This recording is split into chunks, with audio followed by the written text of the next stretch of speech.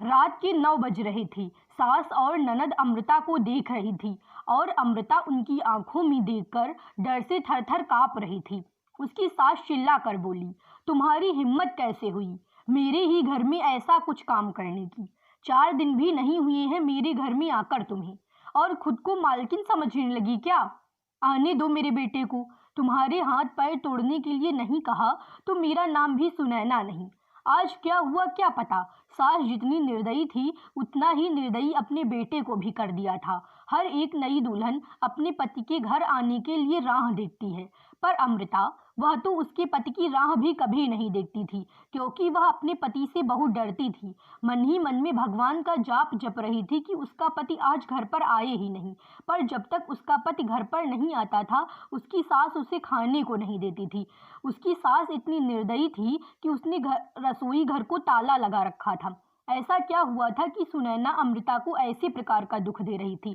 और अमृता के पति मतलब अजय का ऐसा क्यों स्वभाव था कि नई दुल्हन होकर भी वह अपने पति की राह नहीं देखती थी? अमृता की शादी अजय से 5 महीने पहले हुई थी। अमृता को माँ बाप नहीं थे। 12वीं की पढ़ाई होते ही उसके चाचा चाची ने उसकी शादी करवा दी। अमृता की जिम्मेदारी से उसके चाचा चाची मुक्त हो गई। उसकी चाची ने उसकी शादी के बाद के त्यौहार भी नहीं मनाई। उसे 4 दिन के लिए मायके में त्यौहार मनाने के लिए बुलाया भी नहीं। उसकी शादी करके जिम्मेदारी से मुक्त हो गए बस। अमृता के ससुराल में उसकी सास सुनैना, पति अजय और ननद मोनिका, जिसकी शादी पक्की करके सगाई कर दी गई थी। छोटा सा परिवार था। सुखी और शांतिपूर्ण गृहस्थी का सपना लेकर अमृता इस घर में आई थी। पर सपना तो सपना ही होता है। हर समय सपना सच होना कम मुमकिन होता है। उसका भी सुखी गृहस्थी का सपना तो सपना ही रह गया। अमृता की उम्र 18 की पूर्ण हो गई थी और अजय 30 साल का था। दोनों के बीच में 12 का अंतर था। सास सुनैना ने अमृता के लिए 10 नियम बनाए थे। सुबह 4 बजे उठकर पूरे घर की सफाई करना, बाद में नहाकर भगवान की पूजा करने के बाद में रसोई में जाना, हमेशा सर पर पल्लू रखना, सबसे पहले खाना ना खाना, मतलब सबके खाने के बाद ही अमृता खा सकती थी। ऐसे और भी कितने नियम कायदे सुनैना ने अमृता के लिए बनाए थे।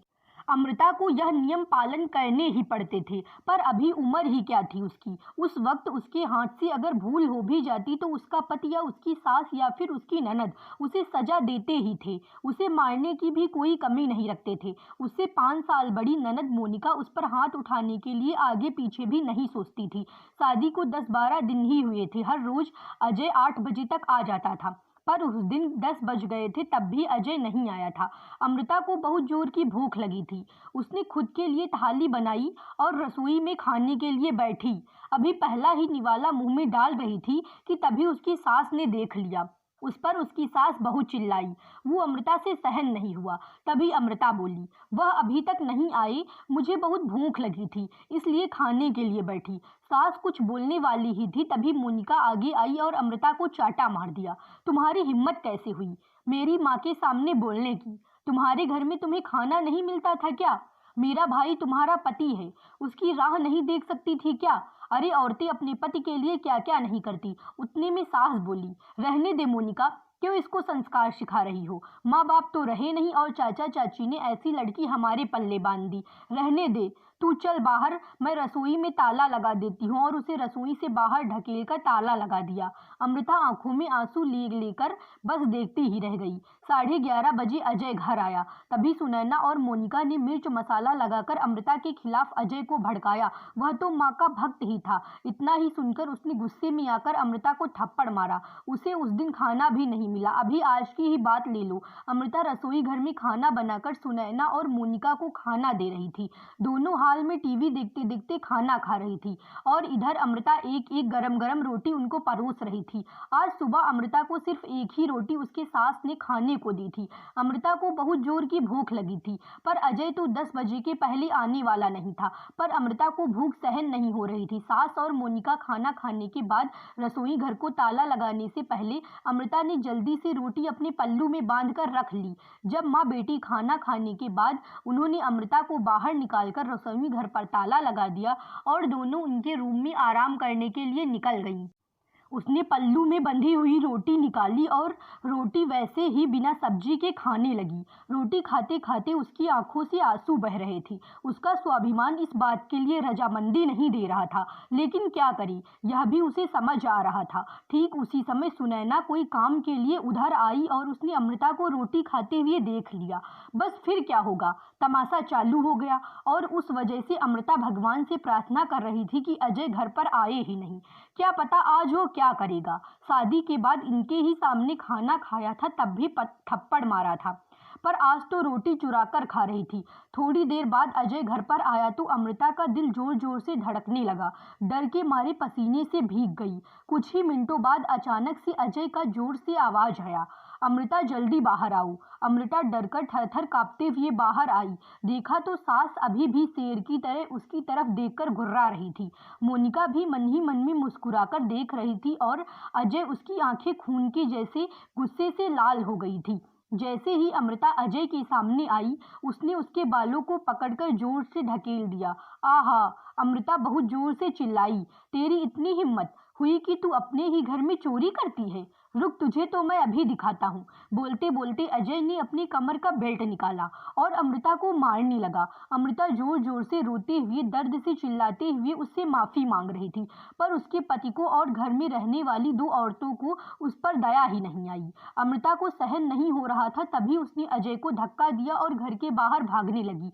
और तभी अरे पकड़ो उसे, बाहर कहाँ चली? सुनैना अजय को बोली। तभी अजय बोला, जाने दो माँ, भाग भाग कर कहाँ जाएगी? कहाँ उसे पालने के लिए उसके मायके वाले हैं जो उसे संभाल लेंगे। आएगी वापस घूम के यहीं पर, जाने दो उसे। पहले मुझे खाना परोसो, मुझे बहुत भूख लगी है। अजय का बोलना सुनकर सुनैना ने अजय को खाना दिया और आज सभी खाने के लिए बैठे, पर अमृता की याद किसी को भी नहीं आई।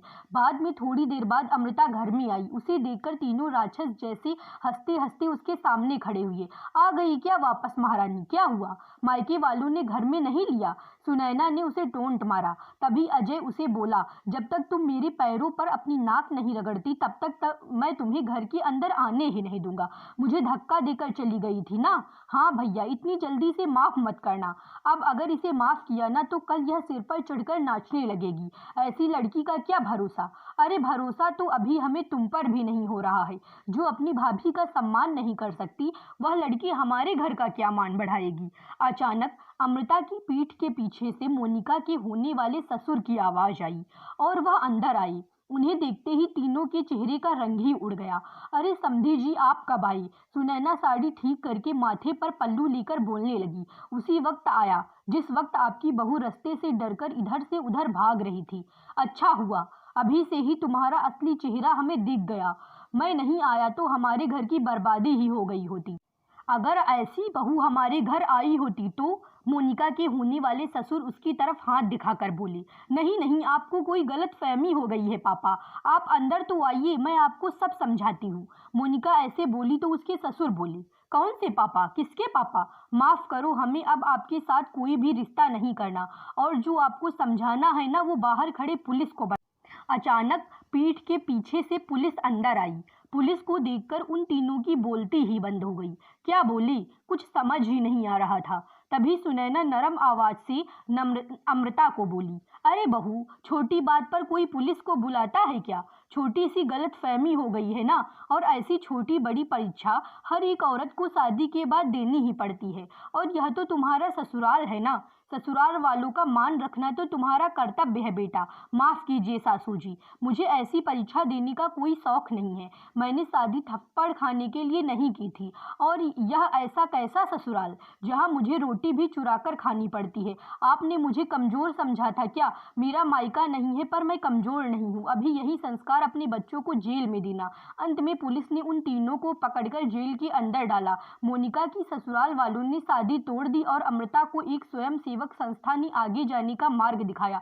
अमृता संस्था के साथ में काम करके लोगों के घर में होने वाली घरेलू हिंसा के बारे में जागरूकता फैलाने लगी। उसने अभी सही मायने में जिंदगी की नई शुरुआत